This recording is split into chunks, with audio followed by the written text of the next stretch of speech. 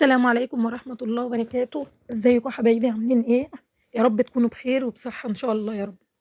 النهارده بقى قُلنا نعمل تجهيزات رمضان معاكم، وجِبنا النهارده ليمون هنعمله معصفر، شايفين شكله، طبعًا بنجيب الليمونة اللي هي الكبيرة ديّة، اللي هي تكون ناعمة مش خشنة أوي، ومعانا معلقتين زيت زيتون هناخدهم، ومعلقتين خل، والشطة اللي هي الهريسة اللي كنا عاملينها معاكم في القناة، هريسة الشطة اللي هو فلفل أحمر ومعانا عُصفر، أنا جايبة ب5 جنيه بس، وحبة البركة. هنبدأ معاكم والملح، نسمي الله كده ونصلي على الرسول ونقول لكم هنعمل إيه إن شاء الله في الليمون. بنبدأ طبعًا بعد ما غسلناه وشطفناه كويس ونشفناه، هنبدأ بقى بالسكينة كده، هنيجي من القاعدة كده بتاعته في بوز كده من فوق، هنبدأ نشق كده علامة بلس أو زائد 4/4 بس ما نوصلش للآخر زي ما أنتم شايفين كده بالضبط. بدأنا كده شقيناه بالشكل دوّة. هنبدأ بقى نعمل كل الكمية بتاعتنا، أنا جايبة حوالي كيلو من الليمون. حبيت أجرّبه معاكم، أنا باعمل في برطمانات صغيّرة أصلًا، اللي هو الليمون المعصفر، لإن ما فيش حد طبعًا بياكله كتير حادق ومشطشط، وليه طريقة كده في الأكل، بس هو حاجة جميلة بتفتح النِفس، وطبعًا لا غنى عنه في سُفرة رمضان إن شاء الله، كل سنة وأنتم طيبين، أعاد عليكم وعلى الأمة الإسلامية بخير إن شاء الله.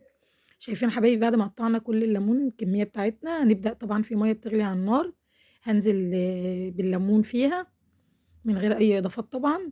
الليمون بتاعي يا دوبك هياخد غلوة بس كده يا دوبك، مش يعني مش هاضغط عليه أوي في السليق، غلوة بسيطة، أنا ممكن أعمله من غير غليان المَيّة، بس أنا باعمله إيه، عشان يبقى إيه، يبقى سريع معانا، ممكن ناكله في أسبوع، ممكن ناكله على رمضان إن شاء الله، يعني نحسب من دلوقتي شهر مثلًا، ممكن نفتح عليه معاكم في القناة إن شاء الله، وتشوفوه هيعجبكم جدًا.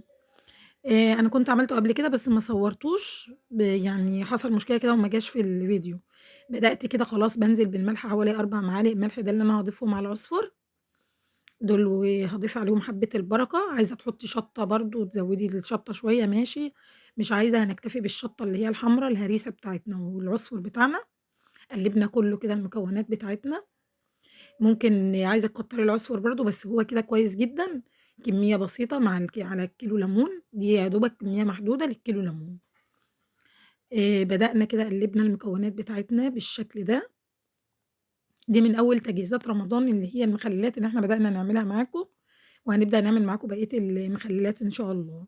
بدأنا كده خدت من البرطمان اللي أنا عاملة طبعًا ده برطمانات، حاجات سهلة وبتساعدني في حاجات كتير في البيت، في أكل، في ملوخية، في بامية، في أي حاجة بيبقى معايا حلو جدًا. بدأت نزلت كده بحوالي 4 معالق، هابدأ طبعًا مش هاقلّب ده على ده عشان ما أعرف إن أنا أحشي الليمونة كويس. بدأت كده خلاص ومعايا طبعًا معلقتين سُكّر نسيت أقول لكم عليهم، دي للتخليل بتبقى حاجة كويسة، والخل وزيت زيتون، لو عندِك زيت عادي برضه ما فيش مشكلة. بسم الله بدأنا نحط الملح أهوّة والسُكّر، بدأنا السُكّر أهو معاكم ومعلقتين الخل، الزيت طبعًا هنحطه في الآخر خالص على الوش. حطينا أهو حاجتنا إضافاتنا. لو عجبكم بقى يا حبايبي الفيديو ما تنسوش بقى الاشتراك في القناة وتشوفوا بقية فيديوهاتي لو عجبتكم إن شاء الله، تاخدوا فكرة كده عن الحاجات اللي أنا باعملها إن شاء الله. بدأت كده هاحشي كده، عايزة تحطّي الملح بالعصفر الأول ماشي، عايزة تحطّي الفلفل الأول، طبعًا أنا ممكن أحط جزر، أحط إضافات لو أنتِ عايزة أو حابة، الجزر برضه المبشور بيبقى جميل مع الخلطة دي، بس أنا هي مش حاسة إنها محتاجة أكتر من الحاجات اللي قدّامي دي بصراحة. بدأت كده هانزل بالحشوة بتاعتي، الملح مع العصفر مع حبة البركة.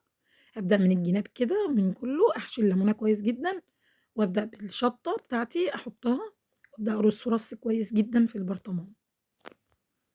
أنا باعمل طبعًا برطمانات صغيرة، بس أنا حبيت أوريكم برضه لو البرطمان مثلًا كبير شوية عايزة تحطيها زي الليمون.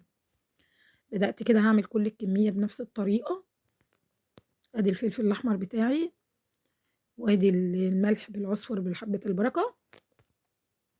شايفين حبايبي حاجة كده بصراحة من أنواع المخللات الشهية الجميلة اللي بتفتح النفس. حاجة كده جميلة وهتعجبكم جدًا، وهنفتح عليه برضه إن شاء الله قبل رمضان إن شاء الله معاكم في القناة إن شاء الله.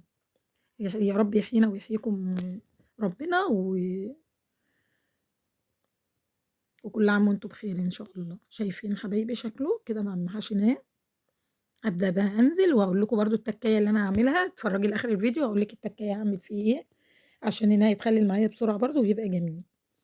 شايفين بعد ما خلصت كده الكمية بتاعتي، هو الكيلو هو ده البرطمان ده بياخد كيلو ونص، أنا جايبة كيلو. طبعًا أنا عاملة برطمانات صغيرة بس قُلت هاعمل دوّة عشان أوريكم البرطمان ده بياخد إيه وكده. بدأت أجيب شوية مَيّة من اللي أنا غالية فيها الليمون، هابدأ أنزل برضه بحوالي كمية كده من الفلفل اللي أنا عاملاه وأقلّبه لحد ما يبرد شوية. بدأت كده حطيت فيه الملح بتاعي، طبعًا بازوّد ملح غير الملح اللي أنا حاطاه في الليمونات. هابدأ كده أحط بقى الملح بتاعي وأقلّبه في المَيّة المشطة ديّة، ليمون. عايزة تعصري ليمون، عايزة، بس إحنا طبعًا قُلنا دي المَيّة دي كافية من غير عصر ليمون طبعًا. بابدأ كده أنزل بيها بالشكل ده لحد ما أغطّي الكمية بتاعتي، مش شرط تتغطى للآخر بس يعني يكون متغطي برضه عشان الليمونة تتخلل بسرعة. معاكم كده هانزل بقى بحوالي معلقتين الزيت اللي هُم هاحطهم على الوش زي ما أنتم شايفين كده.